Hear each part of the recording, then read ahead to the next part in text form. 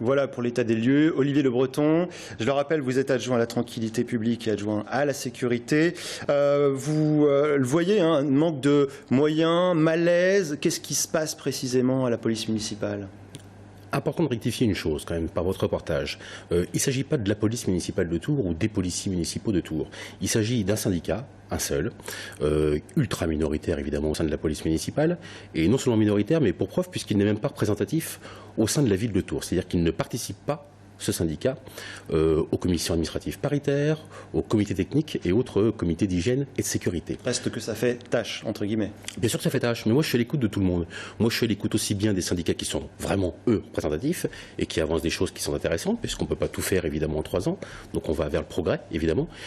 Et j'écoute aussi le syndicat, évidemment. Et ce malaise, il est vrai? Non, le malaise n'est pas vrai, évidemment. Vous savez, j'ai eu, non pas des soutiens, mais suite à la sortie de l'article, s'il devait y avoir eu un malaise, il va naître maintenant, parce qu'il y a beaucoup d'agents, évidemment, qui sont très mécontents. Et ça, moi, je l'ai vu avec eux, parce que moi, j'ai une très grande proximité avec mes agents de la police municipale de Tours, évidemment, où le malaise, il peut se créer maintenant, suite à cet article de presse, évidemment, et à ce courrier qui avait été envoyé en mois de décembre, auquel il avait été une réponse le 21 décembre, si mes souvenirs sont bons, et auquel il devait arriver normalement des choses au premier trimestre. 85 policiers municipaux au lieu de 95, c'est un sous-effectif? Alors pas du tout, en fait c'est 95 policiers municipaux. Ce qu'il faut savoir, c'est que quand nous sommes arrivés, la baisse, il y avait une vraie baisse en fait des effectifs. Ça veut dire qu'en quelques années, avant que nous arrivions aux responsabilités, en 2014, on était passé de 106 à 95. Nous, quand nous sommes arrivés, nous avons stoppé l'hémorragie, on s'est arrêté à 95 postes. Il faut savoir, comme vous dit votre reportage, c'est intéressant, beaucoup de départs, pas plus qu'ailleurs, pour tout vous dire. La vie change, vous savez, pour de nombreux agents, mais comme des jeunes, comme nous tous, des 25, 30, 35 ans, où vous avez des personnels qui ont des vies familiales. Et puis il y a des départs en retraite également. Alors, des vies familiales qui bougent, évidemment, des gens qui veulent voir si l'herbe est plus verte ailleurs, et c'est tant mieux.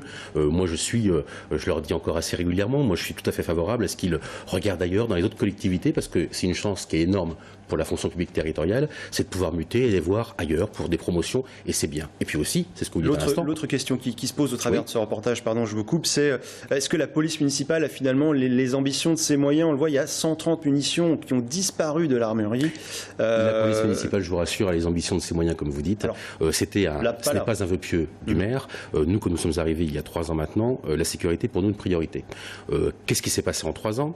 Beaucoup de choses, évidemment, tout n'est pas parfait, vous savez. Hein. Il y a beaucoup de travail. Quand on est arrivé, la police municipale n'était pas non plus en grande forme, je peux vous assurer, en 2014. Qu'est-ce qu'on a fait notamment? D'abord, on a augmenté les indemnités des agents, c'est important. Je veux dire, pour les agents, sur 3 éléments, qu'est-ce qui les touche, eux? C'est leurs indemnités, puisqu'évidemment, on travaille mérite salaire, c'est normal. On a augmenté les indemnités, je peux vous assurer que c'est assez cocasse, parce qu'il y a peu de collectivités locales, évidemment, qui augmentent les indemnités de leurs agents. Alors, ces munitions, comment ont-elles pu disparaître très rapidement? Je finis. Ça, c'est une première chose. Deuxième chose importante, au niveau du nombre d'agents.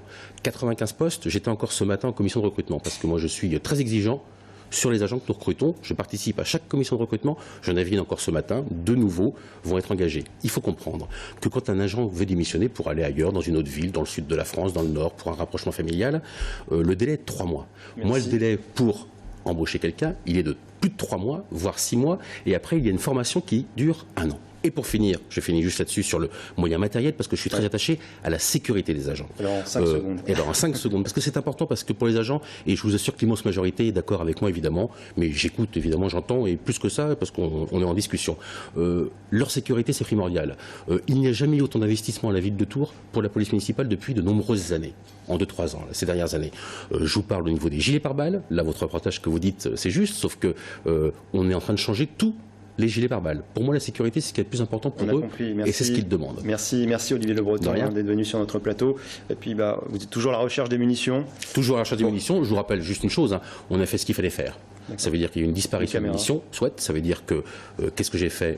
Au nom de la municipalité, au nom de la ville de Tours, pardon, j'ai déposé plainte contre X, aussitôt, évidemment, c'est important. Et puis, évidemment, pour régler le problème, là, on a changé le coffre-fort et on a vidéosurveillé la salle d'armes. Voilà qui est dit. Et pour finir, juste vous dire, parce que je suis bavard, mais juste vous dire, c'est important, pour rassurer les Tourangeaux, parce que ça peut inquiéter les Tourangeaux. Et bien juste vous dire que nos policiers municipaux sont très bien formés à la ville de Tours. Très bien. Merci. 2 séances, je finis, 2 séances de tir, 2 séances de tir, 50 cartouches par séance de tir par agent, pour vous montrer à quel point je suis attaché à la formation des agents, en plus de leur sécurité. Olivier Le Breton d'être venu sur notre plateau.